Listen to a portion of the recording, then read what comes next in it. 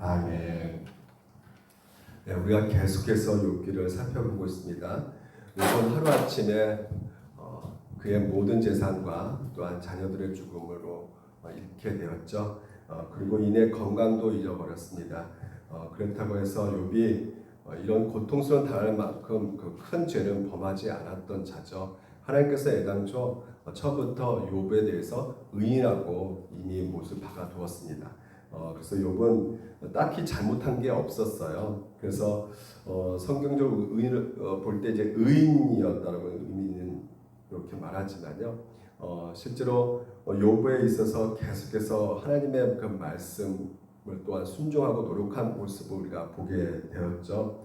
그런데 욥은 이게 잘못을 저지르지 않았는데요. 욥보다 훨씬 더 잘못을 많이 저지른 사람들이 응당 받아야 될 것들을 보다 더 크게 벌을 지금 현재 받고 있는 모습이었던 것입니다. 그래서 모든 것을 다 잃어버렸고요. 그리고 욥은 어느 순간에 또한 하나님께 원망하는 모습으로 돌아서게 되는 것을 보게 됩니다. 그래서 그의 욥기의 내용을 보게 되면 대부분 그런 내용인데요. 3장부터 이제 욥의 친구들이 등장을 하죠. 새 친구들이 등장해서 이제 욥하고 논쟁을 벌입니다. 너가 무슨 죄를 지었기 때문에 이렇게 벌을 받는 것이다 라고 계속해서 욥에게 이제는 책임을 묻게 되죠.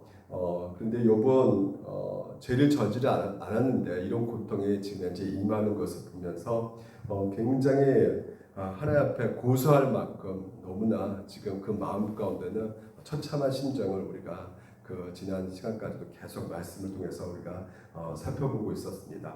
그래서 이렇게 계속해서 욥은 반복적으로 이제 그 친구들하고 대화하는 것도 아니죠. 논쟁을 펼치고 있는 상황 속에서 이제는 드디어 하나님께서 이게 나타나셨습니다. 그것이 이제 38장부터 이제 41장 4장 통해서 하나님께서는 욥하고 이제 질문과 대답을 동시에 같이 나누면서 이제는 욥에게 있어서 여러 가지 이야기를 하면서 뭐 굳이 이 상황 속에서는 뭐 욥의 편을 든 것도 아니고요. 뭐 그렇다고 해서 또한 그 친구들 편도 든 것도 아닙니다. 오히려 친구 편 든 것도 아니고 친구들을 하나님께서는 책망을 하고 계시죠.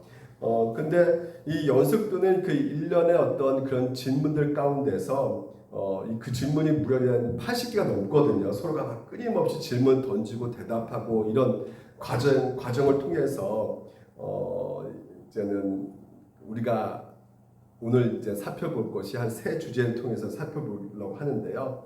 그러니까 38장, 39장, 40장, 41장을 통해서 하나님께서는 계속해서 너가 이 모든 것을 아느냐, 그리고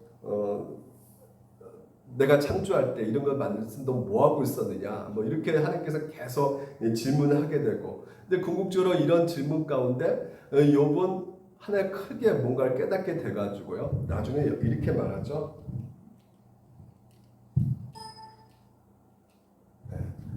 이제는 눈으로 주를 배웠나니. 그렇습니다.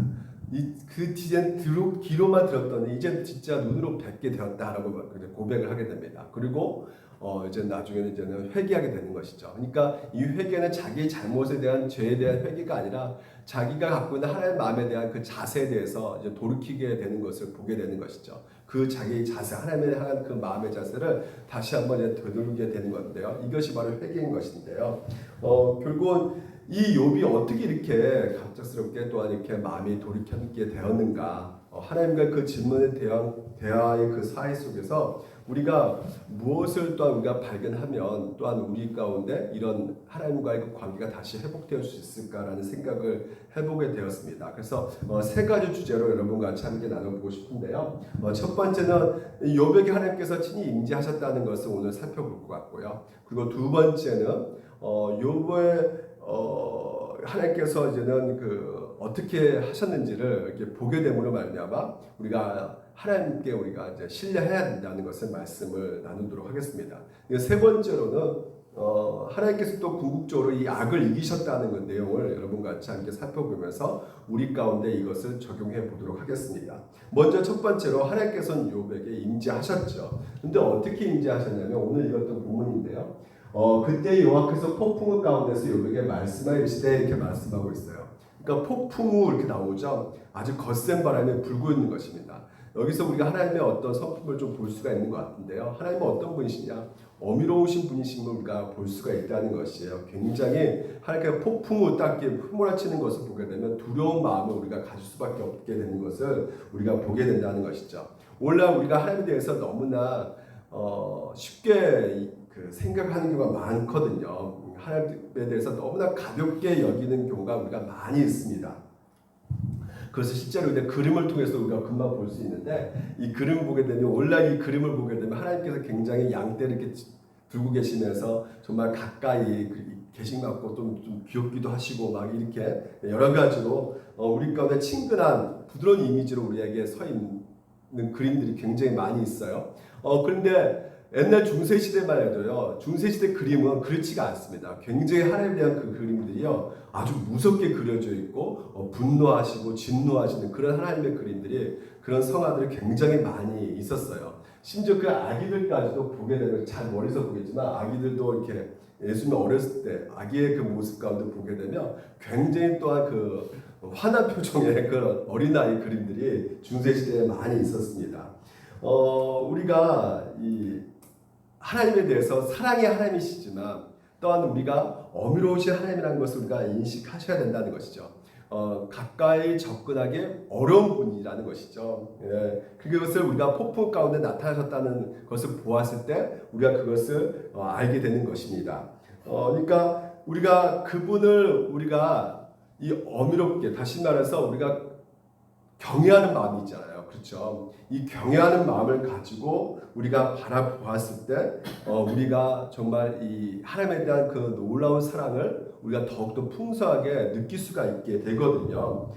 자, 보십시오. 우리가 위에 보게 되면 하나님의 거룩하심에 대한 인식이거든요. 우리가 회심하고 나서 우리가 하나님을 어떻게 만나느냐, 정말 하나님께서 얼마나 위대하신 분이신가라는 것을 우리가 알게 되게 된다면, 그런 분이 하나밖에 없는 아들을 우리를 위해서 내어주셨다는 것이죠. 그걸 내어주셨다는 그 사랑을 우리가 더욱더 풍성하게 우리가 누릴 수 있게 되게 되거든요. 그러니까 하나님에 대한 그 위대하심과 어미로우신 분, 그리고 그 모든 것에 있어 거룩하신 분이라는 것을 우리가 인식을 제대로 못하게 될 때는 그렇습니다. 하나님이 우리 가운데 베푸는 사랑을 덜 느끼게 되게 되거든요.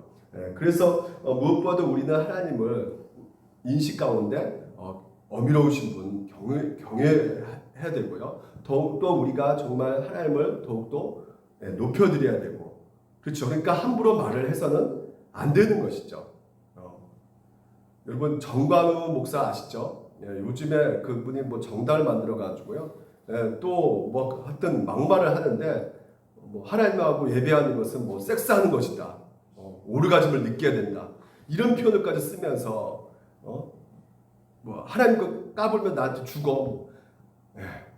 그러니까 그 말 한 것 자체부터 기독교가 벌써부터 딱 아니라는 것을 우리가 알아야 되는데, 그것을 할 때마다 사람들이 아멘 아멘 하는 것을 보게 되면 정말 너무나 지금 현재 자꾸만 이 한국 교회가 얼마나 지금 잘못된 길로 가고 있는지를 분명히 알 수밖에 없게 되거든요. 정관우는 이단입니다. 그래서 저는 목사라 부르지 않아요. 신천지 이만희는 이단이라 하면서 왜 정관우 이단이라 말하지 않는지는 모르겠는데, 많은 목사들도 지금 현재 정관우를 따라가고 있거든요. 이단을 따라가고 있어요. 너무나 안타까운 일이죠.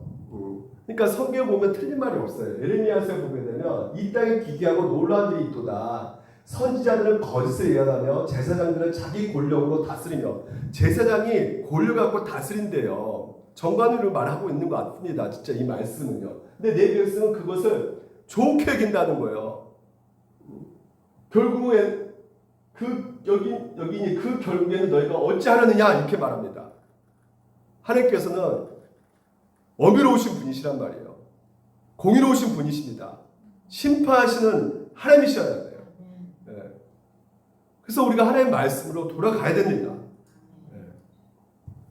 그래서 오늘도 우리가 몇 가지 볼 수 있는 것이, 하나님의 특징을 보게 되면 그때 여호와께서 폭풍 가운데 요백에 말씀하실 때 이렇게 나와 있거든요.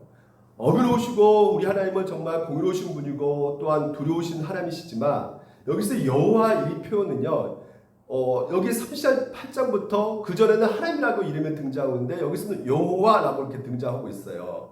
그러니까 어떤 차이가 있을까? 하나님과 여호와는 어떤 차이가 있을까? 왜 38장부터 여호와라는 것이 등장하고 있을까? 그러니까 이 하나님 같은 경우는 이제 어떻게 보면 이제 공식적인 호칭이라 할 수 있겠죠. 그러니까 굉장히 하나님에 대해서 부를 때 우리가 좀 생각하면서 불러야 되지만 이 여호와라고 할 때는 어떤 인격적이고 관계적인 그 호칭 가운데 우리가 여호와라고 부를 수가 있게 되는 것이죠. 그래서 예를 들면 이런 것입니다. 제가 여러분 만날 때는 목사지만 집에 가서는 물론 이제 여러분 가운데 여기 교회에서는 제 아내가 목사님 이렇게 부르지만요. 집에 가서는 누구 아빠, 여보 이렇게 부르거든요. 그렇지 않습니까? 호칭이 두 가지가 있는데 뭐 두 가지 호칭 가운데 어떤 게 더 인격적이고 좀 관계적이고 좀 부드럽게 다가올까요? 여보겠죠. 예. 그리고 누구 아빠 이게 더 호칭적으로 다가오고 여러분 가운데 공식적인 호칭 가운데 이제 목사 이렇게 부르고 있지만요. 우리가 인격적인 어떤 관계 속에서는 여보 이런 것들이 더 친밀감이 다가온단 말이죠. 마찬가지입니다. 하나님도 있지만 지금 이제 여호와 이렇게 부르면서 하나님께서 38장부터는 이제는 인격적인 이 욥하고 대화를 하시겠다는 것을 우리 가운데 말씀해주고 있다는 것이에요.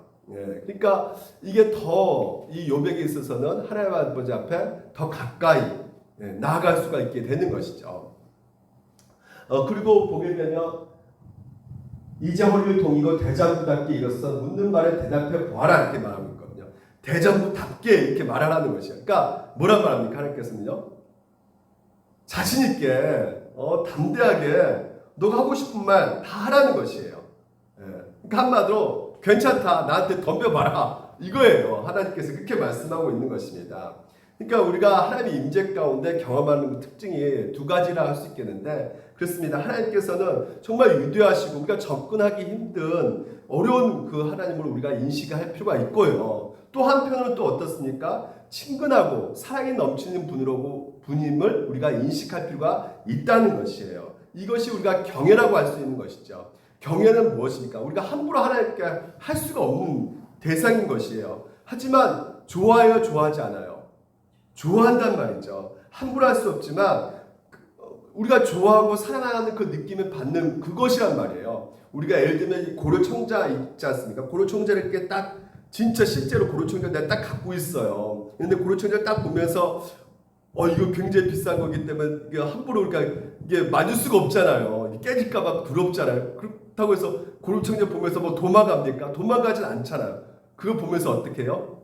두렵고 떨리지만 그래도 그거 보면서 음미하죠. 이거 진짜 굉장하다. 뚫어지게 쳐다볼 겁니다.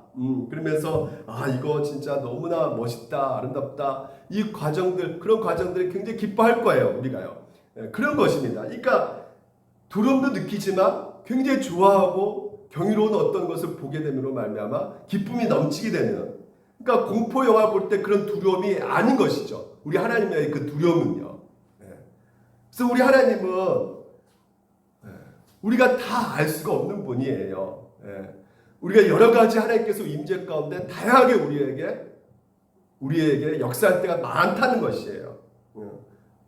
전에 어떤 청년의 그 간증을 들어봤었는데 그 청년이 그 모태신앙이었는데 계속해서 성장하면서 교회에서 너무나 많이 이렇게 자기한테 일을 시켜가지고 너무 많이 힘들었다는 거예요. 그래서 봉사도 하고 교회 뭐 여러 가지 프로젝트도 돌리고 막 여러 가지 그 일을 다 자기한테 하니까 나중에는 학교 성적도 제대로 안 나오고 그리고 학과 공부도 못 하고 그래서 너무나 화가 나가지고 분노 나가죠. 이제 나 교회 안 가! 엄마한테 그랬대요.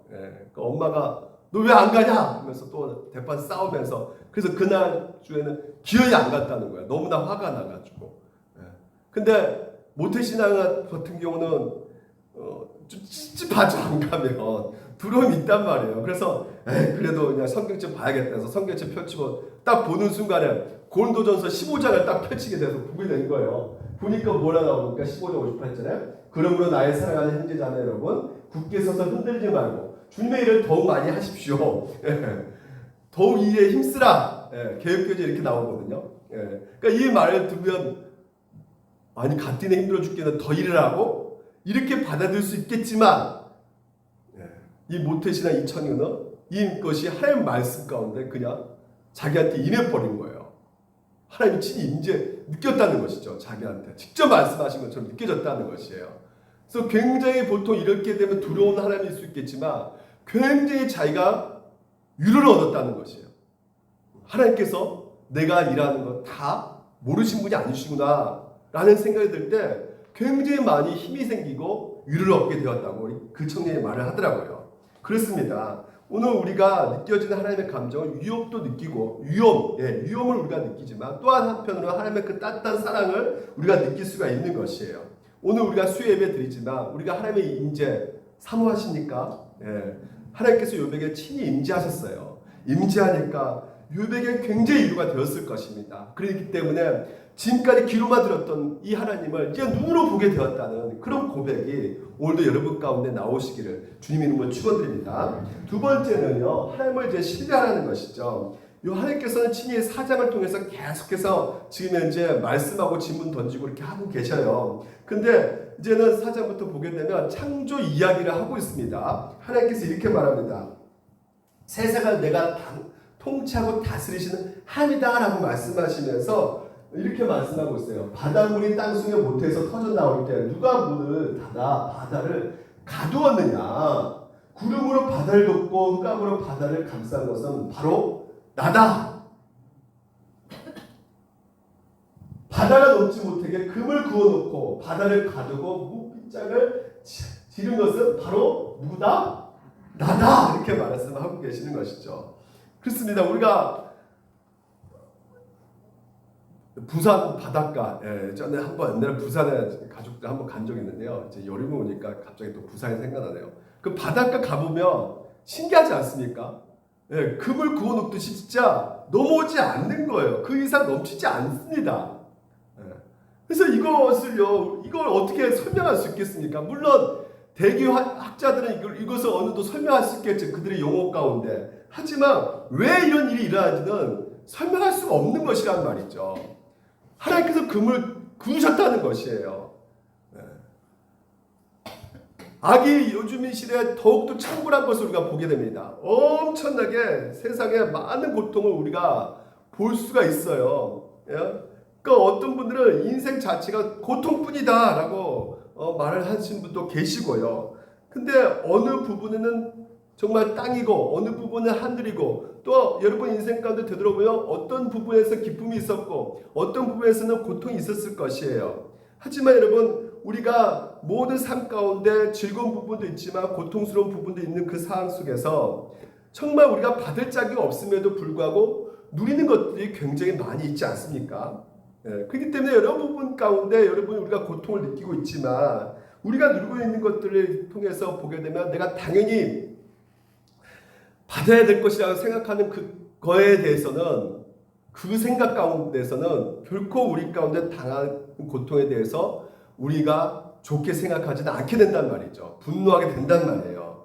그러니까 하나님께서는 이 바다와 땅, 물과 바다 여러 가지 그 땅과 이 경계선을 두고 계시지만 또한 우리 가운데 이 고통의 경계선 또한 우리 가운데 정해놓고 계신단 말이에요.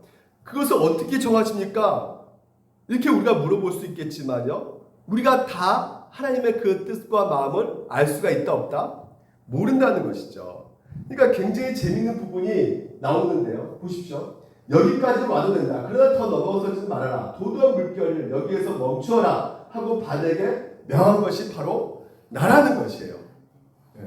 이 돌아간 지구도 마찬가지고 모든 이 자연 만물이 이렇게 하나님 통치 가운데 있다는 것을 지금 이제 계속해서 하나님께서 말씀하시면서 너무나 재밌는 게 이겁니다. 눈을 쌓아둔 창고에 들어간 일이 있느냐? 우박 창고를 들여다본 일이 있느냐? 지금 하늘에 우박이 딱 하늘에 쌓여 있다는 것이에요. 근데 보십시오. 이것들은 내가 환란이 생겼을 때 쓰려고 간직해 두었다는 것이에요. 전쟁할 때 쓰려고 준비해 두었다 이렇게 말씀하고 계십니다. 여러분 우박이 떨어진 거하고 그러니까 눈보라 치는 것이죠. 그거하고 전쟁하고 무슨 상관이 있을까라고 생각할 수 있겠지만요. 제가 쉽게 말씀드려서 예를 들면 이겁니다.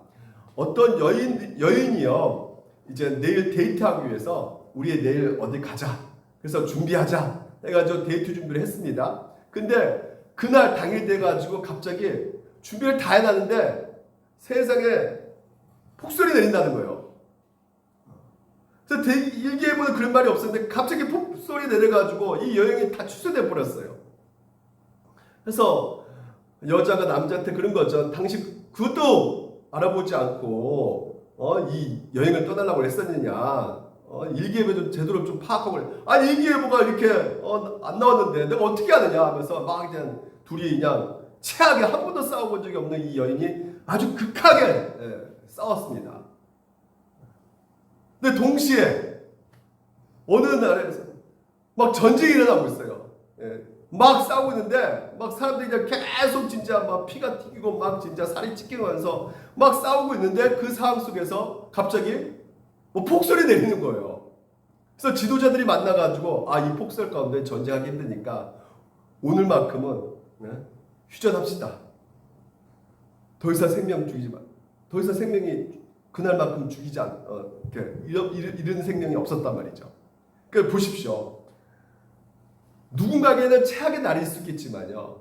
누군가에게는 기쁨의 날이 된단 말이죠. 그러니까 여러분 이것을 우리가 알 수 있다 모른다. 여러분 이것이 결코 좋은 일이라고 생각될 수가 있게 되는 경우가 우리가 그거 감히 상상해 볼 수가 없단 말이죠. 그러니까 여러 가지 여러분 우리 일들 가운데 벌어진 일들이요. 우리가 다 헤아릴 수도 없고 상상할 수 없는 수천 수백만 가지 그 이유 때문에 그런 일들이 행해지고 있고요. 또한 그 행해진 일들이 여러 가지 또한 영향을 미치게 되는 것을 우리가 보게 된다는 말이죠. 그러니까 눈 때문에 누구하고 싸워가지고 헤어졌어요. 하지만 또 더 좋은 사람 만날 수가 있다는 것이죠. 그러니까 여러분 다 이해할 수 없다는 거예요. 결론적으로 우리가 그 일이 왜 벌어졌는지 또 어떻게 벌어졌는지 어떤 결과가 나올지 그 누구도 모른다는 거예요. 그 모든 배경과 뒤를 하나님께서 말씀하고 계신 거예요. 너가 다 이해할 수 없다. 그거 다 너에게 설명해 줄 수가 없다라는 것이에요. 그런 것까지 일일이 어떻게 다 말할 수가 없는 거예요. 그러니까 그것을 욥이 알게 된 것이죠. 중간에 대답의 가운데 욥이 이렇게 말합니다. 트집 잡는 자가 전능자 다투겠느냐 하나님을 탓하는 자는 대답할지니라. 욥이 여호와께 대답하이르되 보소서 나는 비천하오니 무엇이라 주께 대답하리이까. 이제 알게 된 거예요. 손으로 내 입을 가릴 뿐이로소이다. 내가 한번 말하였사온지 다시는 더 대답하지 아니하겠네. 이게 무슨 말이냐면 이해했다는 것입니다. 자신이 이해할 수 없다는 것을 이해했다는 것이에요. 하나님이 당신이 설명해 줘도 저는 다 이해할 수가 없다는 것을 이해했다는 것입니다. 무슨 말인지 아시겠어요?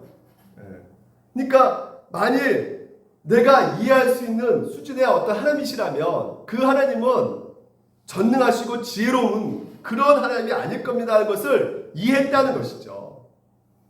그 무수히 많은 일들을 움직여가시고 그 모든 것에서 전능하신 그분께서 가장 선하신 길로 인도해 가지고 계신다는 것을 이 욥은 알게 된 것입니다. 그러니까 어저께도 어떤 한 청년이 그러더라고요.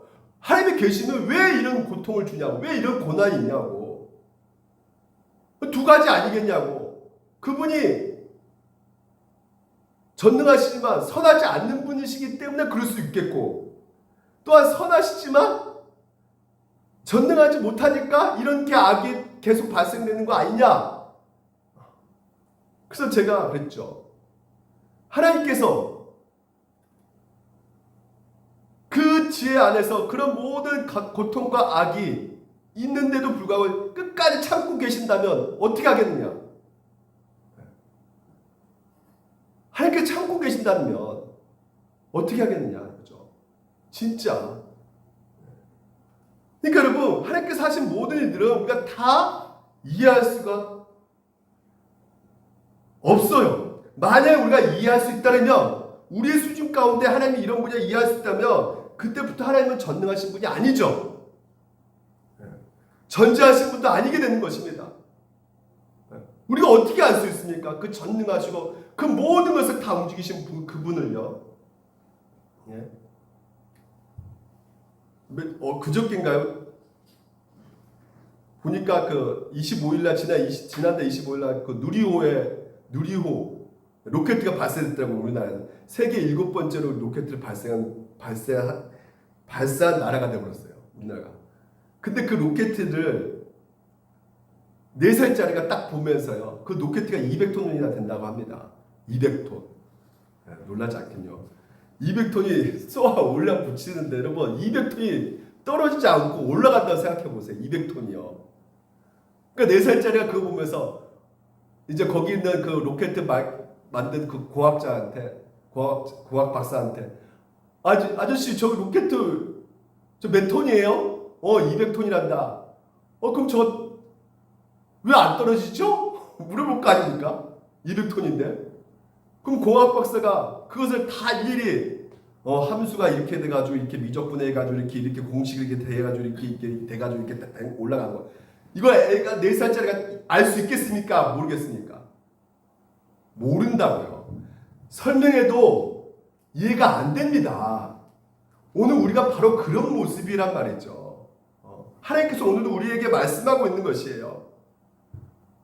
너희가 이 모든 것들을 내가 정말 이해할 수 있는 방식을 너희한테 말해줘도 내가 설명한다 할지라도 너희들이 이해를 못한다는 것입니다. 그러니까 그것을 욥이 이해했다는 거예요. 그러니까 내가 겪는 이 문제는 죄 때문이 아니라는 것을 욥은 알고 있었단 말이죠. 그럼 무엇 때문이냐? 하나님께서 설명할 수 있으시지만 그걸 다 내가 이해할 수 없구나. 그렇기 때문에 하나님께서 뭐라 말씀하시는 겁니까? 나를 신뢰하라. 나를 믿으라는 것이에요. 유명한 엘리엇 요르적과 그 찬송을 지은 시인이 이렇게 말합니다. 신앙은 무엇이냐? 일관적이고 의심할 수 없는 하나님의 탁월한 관리 능력에 잘 보십시오.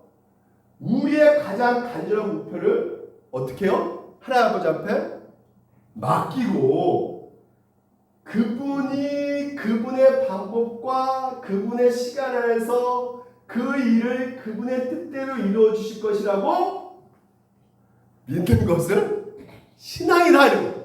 여기 내 뜻이 있습니까? 네? 내 생각이 있습니까? 다 하나님의 뜻 가운데 하나님께서 이루신 것이라고. 그러니까 뭐라는 거예요? 믿으라는 겁니다. 믿는 게 신앙이라는 거예요. 하나님께서 알아서 하실 것이다. 내가 움직여 간다. 내가 할 거다. 이렇게 말씀하고 계시는 것입니다. 믿으시는 여러분 되시기를 주님은 축원드립니다. 마지막 세 번째는요. 악을 이긴다는 것이에요. 여러분 이제 41장에서 나오는 이름이 나오는 게 두 준승에 대해서 나옵니다. 하나는 베헤못이고요. 하나는 유어 야단이에요. 자, 이것은요. 이 베헤못은 거의 하마처럼 이렇게 짐승 진짜 하마 아닙니다. 그러니까 하마처럼 이렇게 무섭고 아주 그냥 보십시오. 16절 보니까 그것의 힘은 허리에 있고 굴뚝심은 배에 힘줄에 있고 그것이 꼬리치는 것에 백컴을 흔드는 것 같고 그 넓적다리의 힘줄은 서로 얽혀 있으며 그 뼈는 녹과 같고 거의 하마 같은 아주 굉장히 무섭고 아주 힘세고 막 이런 짐승을 지금 표현하고 있고요. 이제 41장에 넘어가면요. 이제 유언하단이 나옵니다. 그래서 너는 밧줄로 그 코를 깰 수 있겠느냐? 갈고리로 그 아가미를 깰 수 있겠느냐? 그것을 어찌 너에게 계속하여 간청하겠느냐? 부드럽게 내게 말하겠느냐? 자, 이 두 짐승이요. 한마디로 지금 이제 진짜 표현이거든요. 그러니까 두 짐승이 진짜 존재하는 것이 아니고요. 이런 것이 있다는 것입니다. 근데 이것이 지금 이제 여러분 이 욥기가 지혜서이면서도 한마디로 묵시의 책이에요. 여러분 묵시라는 것을 들어보셨습니까? 요한계시록 다니엘의 묵시록이거든요. 그러니까 이 요한계시록에 보면 666이 나오죠. 그게 짐승의 숫이에요. 짐승의 숫자란 말이죠. 그러니까 이 베헤못의 그 짐승의 그 숫자가 그대로 나와 있는 것이 바로 이 지금 현재 오늘 여기서 나오는 두 짐승 가운데 해당되는 것입니다. 그러니까 악이란 말이죠. 악의 엄청난 어둠의 세력을 말하고 있는 것이에요. 그러니까 이 베헤못과 누가 싸워서 이길 수가 있느냐? 이 미워한 아담하고 누가 싸울 수 있겠느냐? 보시오, 내가 그것의 지체와 그것의 큰 영광과 능력 최고에 대하여 잠잠하지 아니하리라. 누가 그것을 겉가지고 벗기겠으며 그것의 겹제간을 물릴 수 있겠느냐? 누가 그것의 턱을 벌릴 수 있겠느냐? 그의 둥근 이틀은 심히 두렵구나. 엄청나게 강하다는 것이에요. 최고로 강하다는 것입니다. 뭐가요? 이 악이요, 악. 이 사탄 마귀요. 예. 근데 여러분, 욥기 1장 2장에서 보게 되면 사탄은 어떻습니까? 자, 얼마나 심하면요. 마지막 이렇게 말합니다. 세상에는 그것과 비할 것이 없으니 그것은 두려움이 없는 것으로 주임받았구나. 이 마귀 사탄 두려움이 없는 거예요. 그러니까 하나님 아버지 앞에 나아갑니다. 저 욥 보세요, 저거. 근데 하나님이 허락하지 않으면 사탄은 움직일 수 있습니까, 없습니까?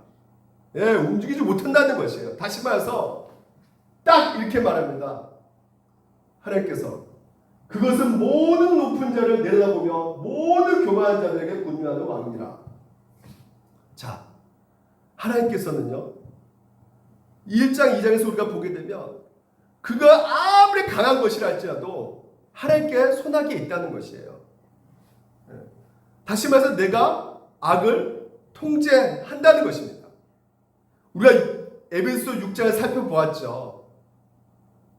6장에 보게 되면 세상과 우리가 지난 언제나요? 배지신앙 고백에서 우리가 살펴보았을 때 세상의 임금을 살펴보았죠. 임금, 왕이란 말이에요.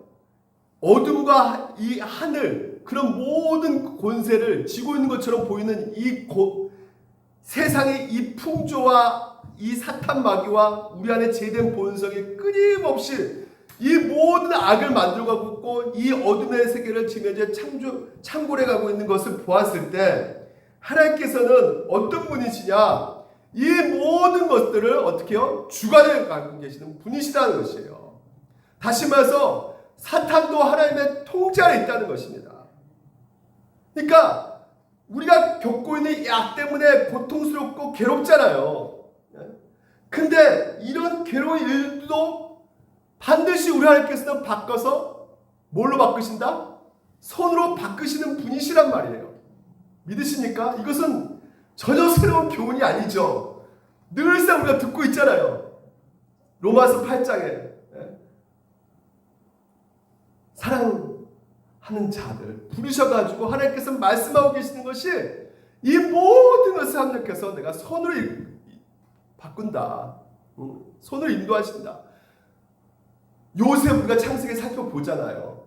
요셉이 세상에 노예로 안 잡혀가면 감옥에 안 들어갔으면 그래서 감옥에 들어갔기 때문에 애굽에 갈 수 있었잖아요. 그렇지 않습니까? 노예로 팔려가면서 욥이 20년 후에 애굽에서 애굽 사람들을 구하고 그 이방 사람들을 구할지 자기 가족들을 구할지 어떻게 알았습니까? 그 당시만 해도 자기 그 악을 저지르는 그 형제들의 그 미움과 그 원망도 있었겠지만요. 그 고통이 너무나 심해가지고 이게 뭐다냐 하고 있을 때 그것도 하나님께서 어떻게 하시는 것이에요? 궁극적으로 손으로 바꿔가시는 거 아닙니까? 그래서 그것을 다 이루시는 하나님의 그 놀라운 구원의 완성을 보고 뭐라고 말합니까? 당신들은 나를 헤아려 했으나 하나님은 그 모든 것을 손으로 바꾸사 많은 백성들을 구원하기 위해서 나를 여기까지 그 모든 과정까지 인도하셨다라고 말씀하고 있단 말이죠. 여러분 결론입니다. 우리가 하나님을 신뢰해야 됩니다. 내 생각 가운데 이게 나쁜 거다 생각하지만 그게 좋은 결과 날지 그 누구도 모르는 것이란 말이죠. 그러니까 나의 모든 일을 하나님께서 사용하셔가지고 우리는 폭설 내니까 와 큰일 났다 슬프다 하지만 그때 누군가 또 구원받을 수 있기 때문에 너 폭풍 때문에 너가 괴로우냐? 그때 누군가 기뻐하고 있다. 우리는 폭설과 이런 전쟁이 이런 걸 도무지 상상할 수 없었는데 하나님께서 내가 세상을 통치한다. 그래서 나를 신뢰하라. 우리는 절대 하나님에 대해서 다 이해할 수 없다. 오늘 이렇게 말씀하고 계신다는 것이죠. 최악의 나날들 오늘 하나님께서는 궁극적으로 다 선으로 바꾸고 가실 것이다. 그래서 오늘 이것을 우리 가운데 정의해 보면 여러분 가운데 최악의 나날들이 있을 것입니다. 그렇죠? 네? 지금도 최악의 나날들을 경험하고 계신 분들이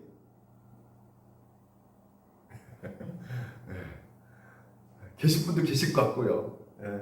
어떤 관계가 좀 끊어져가지고 괴로우신 분도 계실 것이고 네? 육체적으로 몸이 아프신 분도 계실 것입니다. 나 지금 평안한데? 예, 물론 평안하신 분도 계시겠지만 예전에 가장 최악의 나날들을 보냈을 때 한번 생각해 보시기 바랍니다. 예. 과연 진짜 이거 손으로 바꿀 수 있을까? 이걸 나보고 믿으라고. 그것을 단조로 보여주고 있는 것이 누굴까요? 역사상 가장 끔찍한 날을 보내신 분이 계시죠. 이제 여러분 이쯤 되면 저 끝에 또 예수 얘기하구나. 예. 역사상 가장 끔찍한 날이 무엇일까요? 예수님께서 골고다 언덕에서 십자가 달려진 날이요. 예. 그분은 죄가 있으신 분이다 없으신 분이다? 없으신 분이라고요. 가장 인생 가운데 모든 인류가 당할 가장 끔찍한 고통을 예수님께서 당하셨단 말이에요. 예. 불의하게 죽으셨단 말이죠. 너무나 큰 고통을 당하고 있어요. 잘못한 게 없는데. 오늘 내가 당하는 고통, 그렇죠?